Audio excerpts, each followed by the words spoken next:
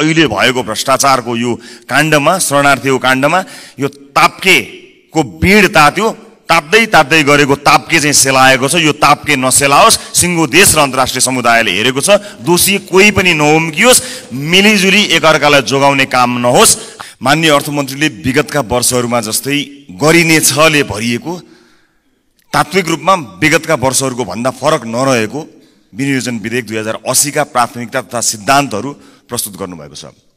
विगत केही वर्षका यिनै दस्तावेज लिएर केही वाक्य र शब्दहरूको हेरफेर गरी प्रस्तुत गरिने नियमित कर्मकाण्डी दस्तावेजकै रूपमा यो आएको हामीले ठानेका छौँ। अहिले अर्थतन्त्र असाधारण अवस्थामा छ। नाकाबन्दी भएको 72-73, कोभिडको सुरुवात भएको 77 र सशस्त्र द्वन्द्वको उत्कर्ष, दरबार हत्याकाण्ड लगायतले असर गरेको 58-59 लाई छोड्ने हो भने यस वर्षको आर्थिक वृद्धि दर विगत 3 दशकै सबैभन्दा कम हुने देखिएको छ। त्यसमाथि सरकारको प्रक्षेपण गर्ने क्षमता यति कमजोर देखियो कि 8% आर्थिक वृद्धि दर हुन्छ भनिएकोमा 2% पनि नहुने देखियो। देशको अर्थतन्त्र कता गइरहेको छ यसको आकलन गर्ने, प्रक्षेपण गर्ने हाम्रो क्षमता समेत कमजोर देखिएको छ। यस आर्थिक वर्षको 8 महिनामा गत वर्षभन्दा कम राजस्व सङ्कलन भएको छ। विगत 5 दशकमै राजस्व सङ्कलन पहिलो पटक गत वर्षको भन्दा कम हुने जोखिम देखिएको छ। आर्थिक वर्ष सकिन 2 महिना बाँकी हुँदा सरकारले राखेको लक्ष्यको 51% मात्र राजस्व सङ्कलन भएको देखिन्छ। यस्तो असाधारण अवस्थामा पुगेको अर्थतन्त्रलाई ट्र्याकमा ल्याउन र आम सर्वसाधारणलाई राहत दिन सधैँको जस्तो कर्मकाण्डी योजनाले के होला? सधैँ एउटै कुरा गर्ने, नतिजा चाहिँ अलग अपेक्षा गर्ने हाम्रो बानी हो कि जनतालाई झुक्क्याउने खेल? आशाका पुलिन्दा पस्किने हो कि व्यावहारिक र समाधानमुखी नीति अंगीकार गर्ने? असफल नीति र प्रक्रियालाई निरन्तरता दिने कि नयाँ र सृजनात्मक प्रक्रिया अवलम्बन गर्ने? वर्षेनी गरिनेछ भनिने तर पुरा नगरिने बजेटले राज्यप्रति जनताको विश्वास कसरी बढाउँछ? सामान्य सभामुख महोदय, माननीय अर्थमन्त्रीज्यूले अर्थतन्त्र र बजेट प्रणालीमा देखिएका विद्यमान समस्या र चुनौतीहरूलाई धेरै विश्व आर्थिक घटनाहरू र केही आन्तरिक कारणले गर्दा भन्नुभएको छ। तर वास्तविकता त्यस्तो होइन। वास्तविकता ठ्याक्कै उल्टो हो। धेरै चाहिँ हाम्रो आफ्नै आन्तरिक कारणले र थोरै चाहिँ बाहिरी कारणले हो। हाम्रो आफ्नै राजनीतिक व्यथिति, विसङ्गति र सङ्गठित रूपमा राजनीतिले गरिरहेको भ्रष्टाचारको कारण हो। योजनाहरू समयमा पूरा नहुनु र पूरा भएका योजनाहरूले पनि आशातीत प्रतिफल नदिनु, वित्तीय क्षेत्रको स्रोत अनुत्पादक क्षेत्रमा बढ्नु, गैरकानुनी व्यापार, तस्करी, कर छली बढ्नु सरकारी संयन्त्रको असक्षमता र बेइमानीको कारण हो। बाह्य कारण देखाएर हामी उम्कन मिल्दैन।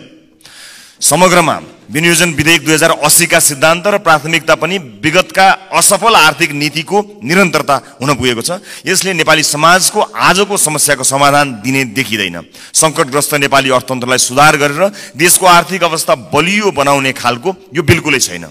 सभामुख महोदय, अब म यस विनियोजन विधेयक 2080 का प्राथमिकता तथा सिद्धान्तहरूका सन्दर्भमा केही सुझावहरू राख्ने अनुमति चाहन्छु। असाधारण समय छ, स्रोतको सीमितता छ। यसपालि असाधारण रूपमा साधारण खर्च कटौती गरौँ। बजेटमा गर्छौँ भनेका कुरा गरेरै छाड्ने, यदि हुन सकेन भने कसका कारण हुन सकेन, सचिव, विभागीय प्रमुख, मन्त्री, प्रधानमन्त्री, सांसदलाई जवाफदेही बनाऊ। क्रियाकलाप होइन, नतिजाको आधारमा कार्य सम्पादन मूल्याङ्कन गरौँ। सार्वजनिक सेवा प्रवाहमा सूचना प्रविधिको व्यापक प्रयोग गरौँ। सामान्य दर्ता, स्वीकृति, भुक्तानी आदि पूर्ण रूपमा स्वचालित र प्रविधिको माध्यमबाट गर्न सकेका सबै प्रवाह चुस्त दुरुस्त हुन्छ र भ्रष्टाचार पनि कम हुन्छ। ई गभर्नेन्सलाई राष्ट्रिय प्राथमिकताको योजना बनाई यसलाई अगाडि बढाउँ। विदेशी लगानी भित्र्याउन हामी छिमेकी मुलुकसँग प्रतिस्पर्धा गर्नुपर्ने अवस्था छ। कुनै पनि विदेशी लगानीकर्तालाई नेपालमा आएर व्यवसाय सुरु गर्न अत्यन्त झन्झटिलो छ। दर्ता गर्न 6 महिनादेखि वर्ष दिन लाग्ने अवस्था छ। व्यवसाय सुरु भइसकेपछि सञ्चालनका क्रममा मुनाफा फिर्ता लैजाने कुरामा, प्राविधिक आयात गर्ने कुरामा धेरै कठिनाइ छन्। मुलुकमा नै राम्रो गरिरहेका विदेशी लगानी भएका कम्पनीहरूले समेत थप लगानी नगरेको अवस्था छ। यसलाई सुदृढीकरण गर्नुपर्छ। त्यसैले मात्र मुलुकमा उद्यमशीलता प्रोत्साहन गर्छ र थप पुँजीलाई आकर्षित गर्नका साथै पुँजी पलायन रोक्छ। त्यस्तै सरकारले गर्ने भनेको ऐन कानुन तर्जुमा र संशोधन, लगानी सम्बन्धी ऐन, गैर आवासीय नेपाली सम्बन्धी ऐन आदिका कुरा अर्थमन्त्रीज्यूले राख्नु भएको छ। यी 3 महिनाभित्र सरकारले संसदमा पेश गरोस्। आगामी आर्थिक वर्षको पहिलो त्रैमासमा यी जरुरी ऐन कानुन निर्माण हो। फरक तरिकाले सके सभामुख महोदय 1 मिनेट पनि लगाउँदिन। फरक तरिकाले काम गर्न सकिएन भने फरक नतिजा आउँदैन।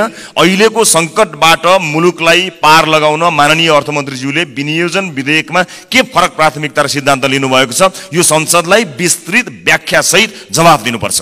माननीय अर्थमन्त्रीज्यूले प्रस्तुत गर्नुभएको विनियोजन विधेयक 2080 का सिद्धान्त र प्राथमिकताबाट हामी कति पनि विश्वस्त हुन सकेका छैनौं। सम्माननीय सभामुख महोदय, जाँदा जाँदै म मेरो निर्वाचन क्षेत्रमा भएको दुःखद घटनामा यो शंकर कणेल आत्महत्या प्रकरणको छानबिन होस् र न्याय मिलोस् पीडितलाई भन्ने कुराको आवाज पनि उठाउन चाहन्छु। र अहिले भएको भ्रष्टाचारको यो काण्डमा, शरणार्थीको काण्डमा यो ताप्केको बीड तात्यो, ताप्दै गरेको ताप्के चाहिँ सेलाएको छ। यो ताप्के नसेलाओस्, सिङ्गो देश र अन्तर्राष्ट्रिय समुदायले हेरेको छ। दोषी कोही पनि नउम्कियोस्, मिलिजुली एकअर्कालाई जोगाउने काम नहोस्। हामी यसलाई अत्यन्त नजिकबाट नियालिरहेका छौँ।